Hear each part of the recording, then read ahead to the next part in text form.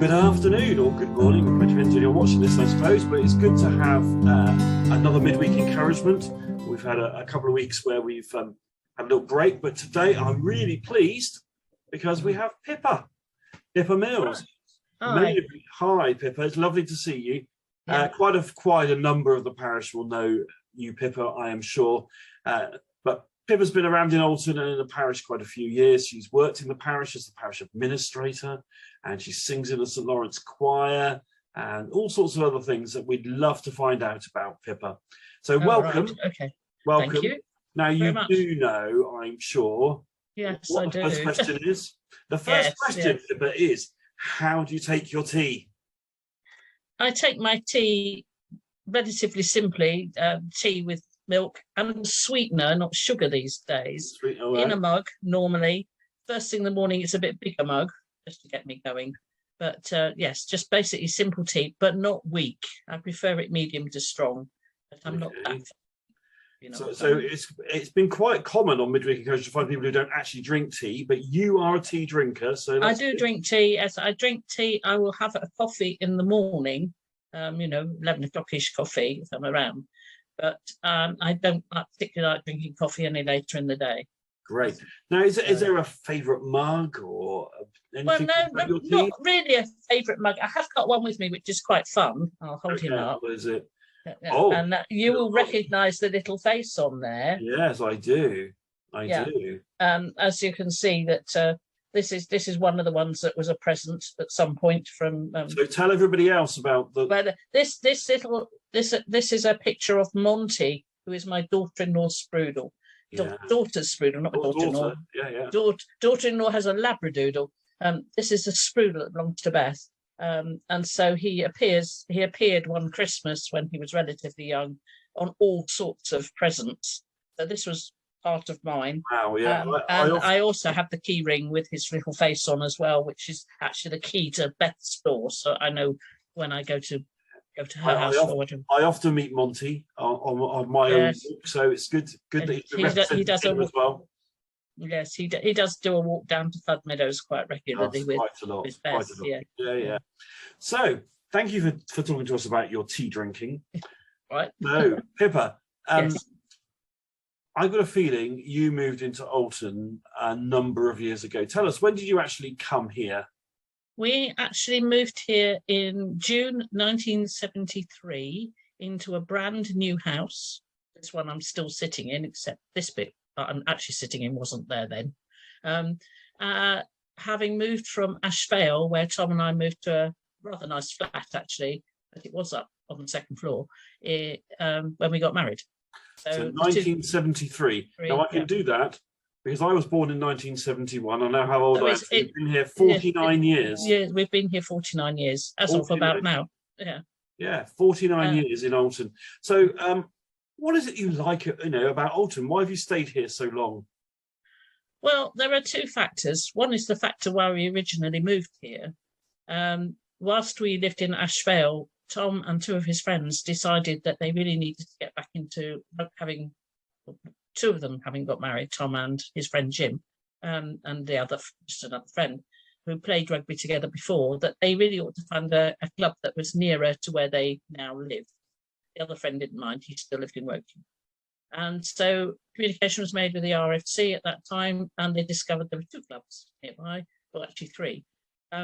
Camberley was one, Alton and Farnham, as it was in those days, was another, and the RAE was the other one. But the RAE in those days was a closed club.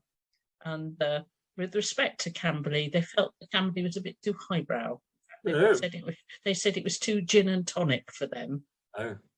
So they contacted Alton and Farnham, and the rest is history, because the very next week the three boys were down here on a sort of pre-season match come trial, and the comment made apparently was, "Oh, good, we'll get a thirds out this weekend."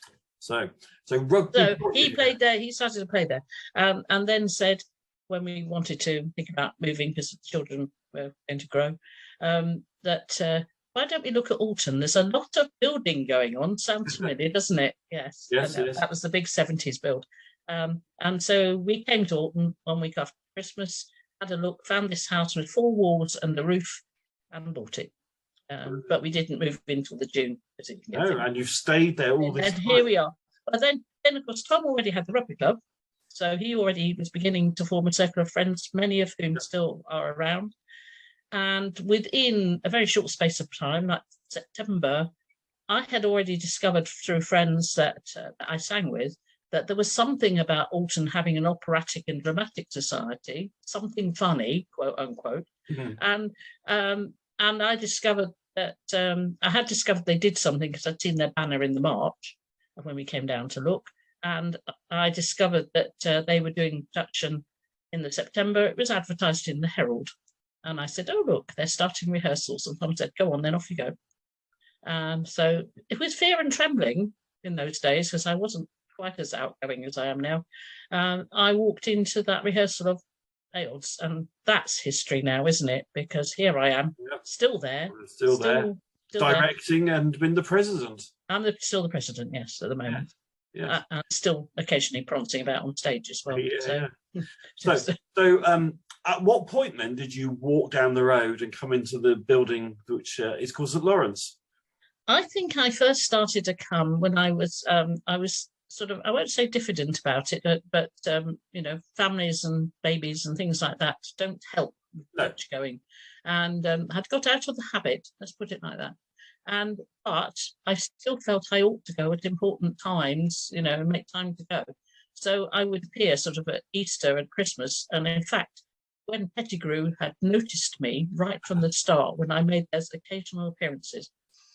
And sometime later, through as ever, talking to a friend, I suddenly sat down one evening and had a big think about life in general. And I thought, I really ought to take myself back, you know, and get back into the habit of going to church. This is not good.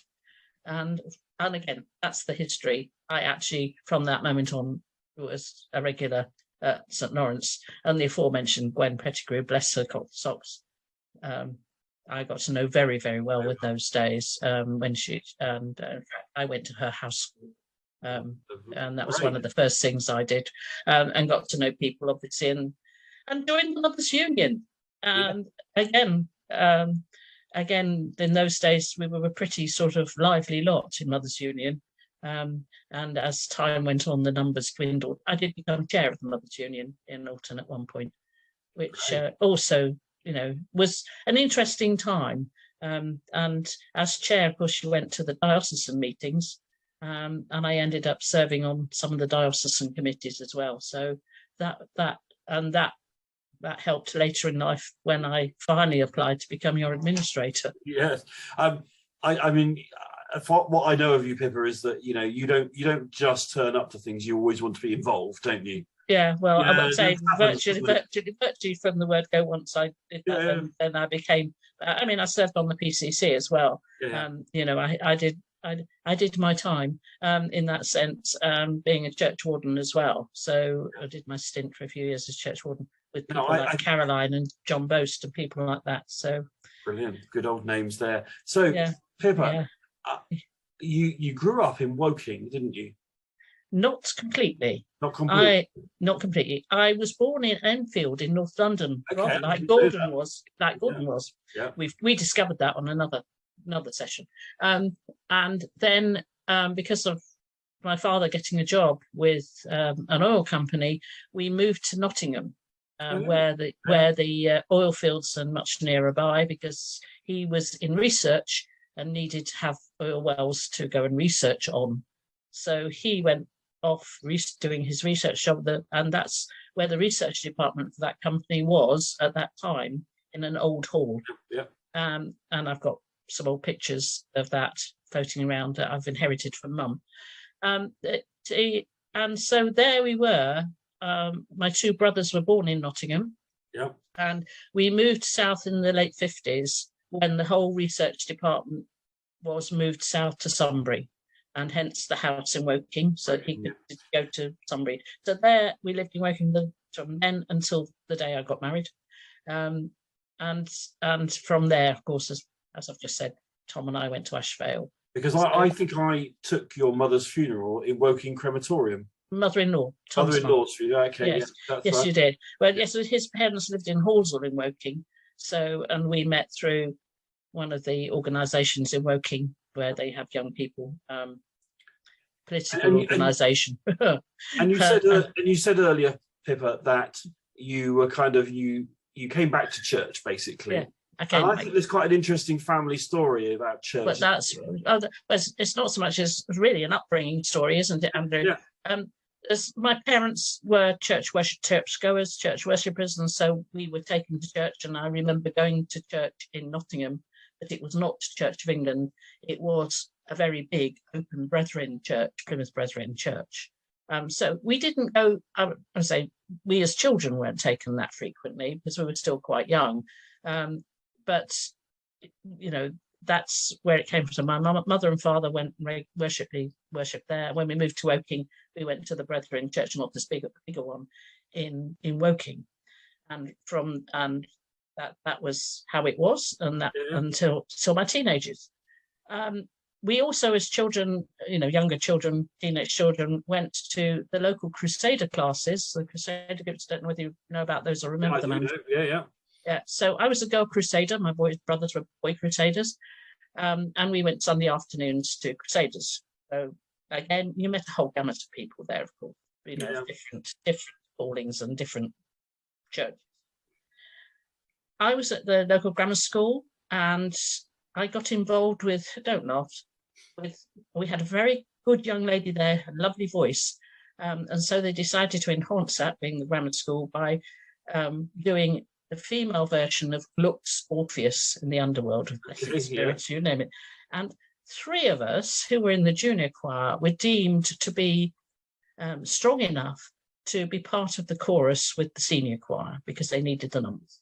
And so I did that production of Gluck's Orpheus and got to know some of the other girls who were a bit older than me, one of whom I went to Crusaders with. And we were just talking about things in general. She said, we're doing something really interesting up the road. We're doing a course on what it means to be an Anglican. So the aforesaid church was about 200 yards from my house. So I asked if I could go and find out about it. If I could go, it sounded quite interesting. So off I went for the 6 weeks or so that they did this sort of series on what it means to be an Anglican.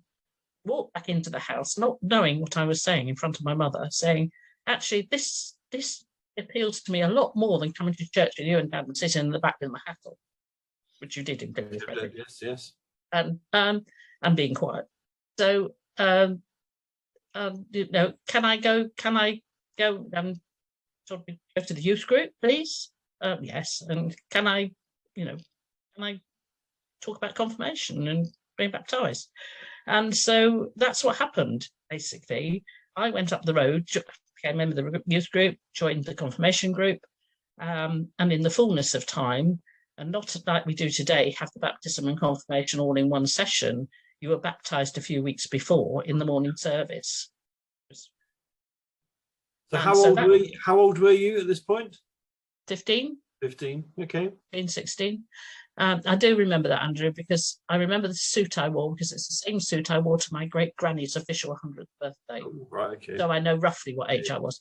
And so, yes, and the following, the short space of time afterwards, I and all my fellow confirmees were confirmed. So I became a member of the Anglican Church up the road and sang in the choir. I don't know. Yeah, sang in the choir.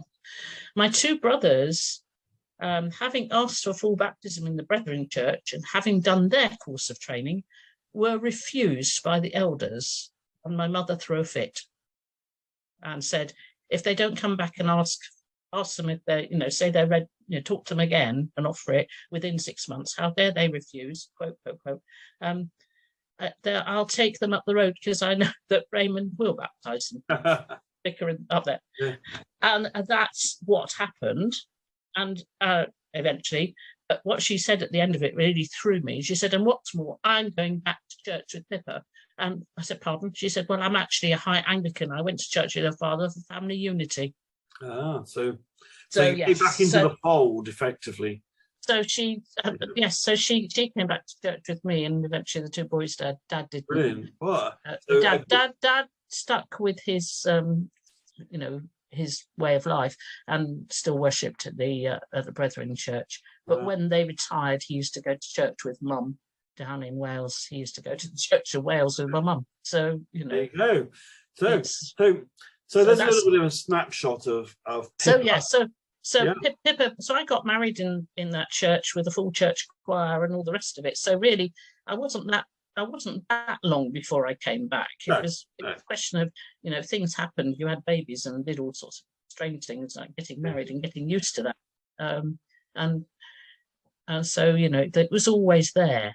So if you had one real piece of encouragement for the people listening today about your faith and your church life, what would that be?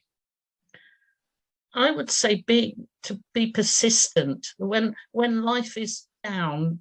I always found the yell prayers always help. Yes. help. The two or three words saying, "What now? What's going on now?" And that sort of thing.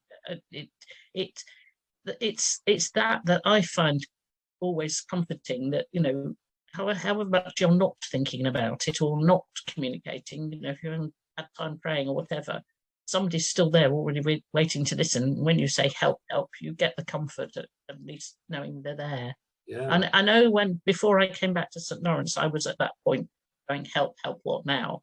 And I picked up my little Gideon Bible, knowing that it had readings in it. Yep. In daily readings. Looked up the daily reading for that day. Absolutely useless, if you know what. I'm sorry for that situation. Absolutely, I did. Oh, crumbs, God, that's no good. And then I thought, hang on a minute. It also suggests a psalm for the day. Yep. And I looked at that, and it said, "I am in a deeper, miry pit." I thought, that's me. That's me. Definitely, that's me. At that moment in time, and knew that was what I was thinking was right, that I needed to be back. So. Thank you. That's really good to hear. Yeah. That's a real encouragement. There are times, and the other thing is that I know that God has a sense of humour. There was a time when, before mentioned Gwen and others, we used to meet to pray before healing services that Robert used to do. Well, intention of healing. Yeah. And if you were praying for somebody, you would have the laying on of hands for them. And we were being quiet beforehand, and I said to one of them, I said, "This is ridiculous." I said, "I don't know why. All I can see is feet and mountains." Yes. So there we sat, and we went afterwards, and the Old Testament basically came up, and his feet walked upon the mountains. I thought, all right, okay. We're taking life a bit too seriously. Okay, right. There you go. So there you go. Yeah. And I always remember that. Thank you, because it's really important that people hear these little snippets of life, so, and also those snippets of things that make a difference to keep you going and keep you in the faith and whatever. Well, yes, because times can be hard sometimes. I know when my dad was very ill, I just was whatever service, probably a midweek service in St. Lawrence, and just felt the deepest of despair, and thinking, and I thought, yes, I'm actually really grieving now. Yeah. Because I don't think there's any going to. Yeah, we didn't know at the time, but I don't think there's going to be any good outcome from that, and just pushed it to the back of my mind, But I sort of knew in my heart of hearts that there wasn't going to be a good outcome, and there wasn't. We did a couple of yell prayers were put into place then, I'm sure. Yeah. Oh, I'm sure they were, and my mother and I found great comfort from the fact that we knew where he was going. And the rest of it. So good. Pippa, we really ought to probably just to bring this to a close, because we've been talking for a few minutes, but it's really good to find out a little bit more about your life. And I know that some people would have known some of that. For others, it would have been totally new, and others it just put a bit more of the jigsaw of what they know about Pippa Mills. So Pippa, thank you so much for sharing. That's a pleasure. And we'll pray, shall we? That would be a good thing. Yes, please. To do. That'd be good. Yeah. Heavenly Father, I want to thank you for Pippa. Thank you for her faith and her life and the way that she's involved in so many different parts of Alton life and parts of our church life. Thank you for the way she's witnessed to your love and your grace and the way that you answer prayer. So, Father, would you continue to bless her? Would you continue to bless her and Tom together? And would they know your peace and your protection, your love and your grace this day and always. Amen. Amen. Amen. Great. Thank you for that, Pippa. And we look forward to her next week as well. But Yes. thank you.